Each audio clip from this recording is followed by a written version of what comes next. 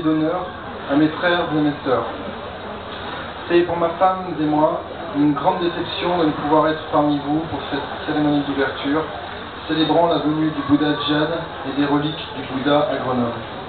Nous sommes actuellement en Chine pour y discuter de la venue du Bouddha de Jade. Le Bouddha de Jade a eu un parcours remarquable qui a commencé en l'an 2000 par la découverte historique d'un rocher massif de 18 tonnes dans le Grand Nord canadien.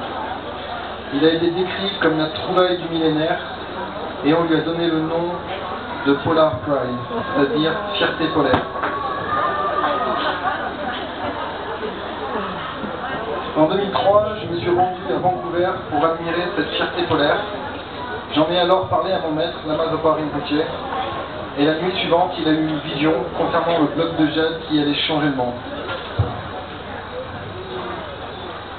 Le lendemain, Rinpoche me dit « Je dois transformer ce rocher en un Bouddha de jade pour l'offrir au monde. » Il fallait encore 5 autres années d'efforts pour ma femme et moi-même, ainsi que pour des milliers de personnes à travers le monde, qui ont offert leur temps, leur argent pour créer le plus grand Bouddha en jade au monde. Lama Zopa Rinpoche nomma cette statue le Bouddha de jade pour la paix universelle.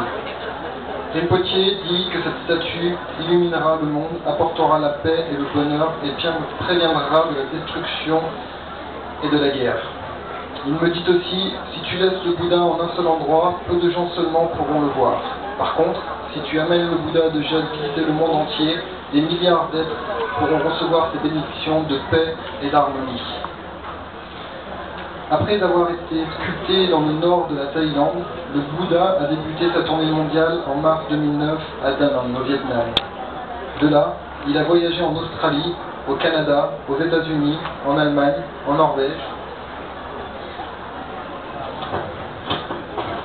en Suède.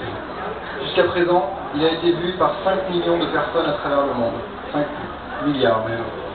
5 millions, non, c'est bien. Notre objectif est que ce tour du monde permette à quiconque verra le Bouddha de jade de trouver la paix. La paix dans leur maison, leur école, leur travail, et surtout la paix dans leur cœur et leur esprit.